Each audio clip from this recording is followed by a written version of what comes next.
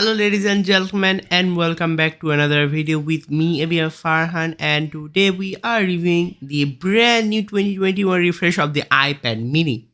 Now, since the debut of the iPad mini in 2012, it has gone through some minor design changes and some huge spec boosts. So let's check this iPad mini out and see what else is new except for the design.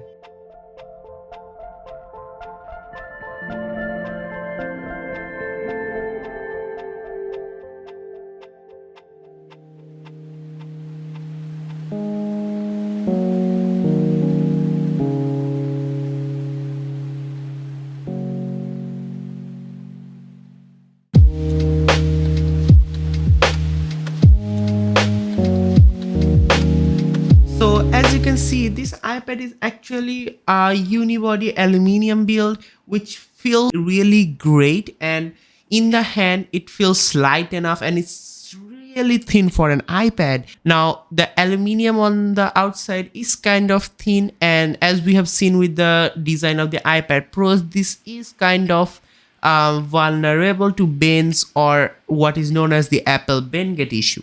But to compensate for that, we do have also a new folio case which slaps in magnetically, and honestly this also feels really good. Other than that, on the front we also have one of the bigger changes, which is the display.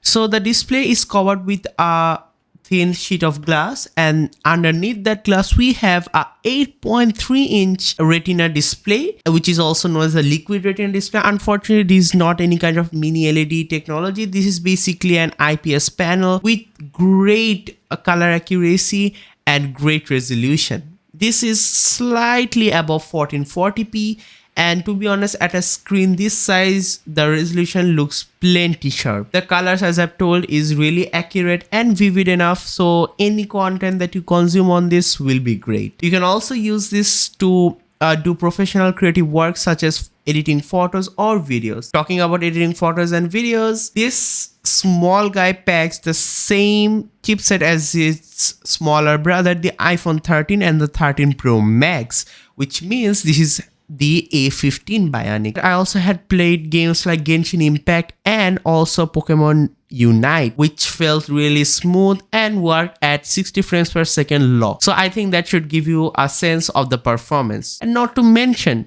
as this has the same processor as the iPhones, this will probably get the same amount of updates as the iPhone 13 series. Other than these major changes, we also have changes in the camera department and some slight minor tweaks which make a huge difference in day-to-day use. In the front, we have the new center stage camera, which means this is great for online conferencing and video calling.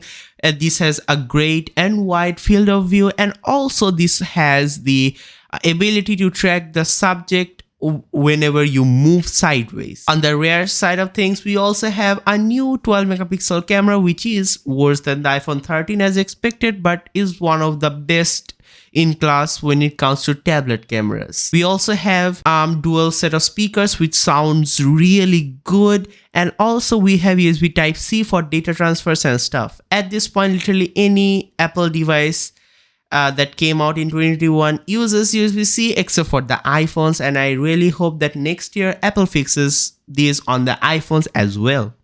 Talking about the iPhones, please do subscribe as my new iPhone 13 review will be coming up shortly. We also have Apple Pencil Generation 2 support, which means this magnetically connects on the side of the iPad and also charges wirelessly. To sum it all up, this is a really great and portable device with great power and a good enough size and power for creative use. So that has been it for today, guys. Hope you guys enjoyed this video. Please do subscribe and leave a like down below, and that's me signing off. See you in the next one.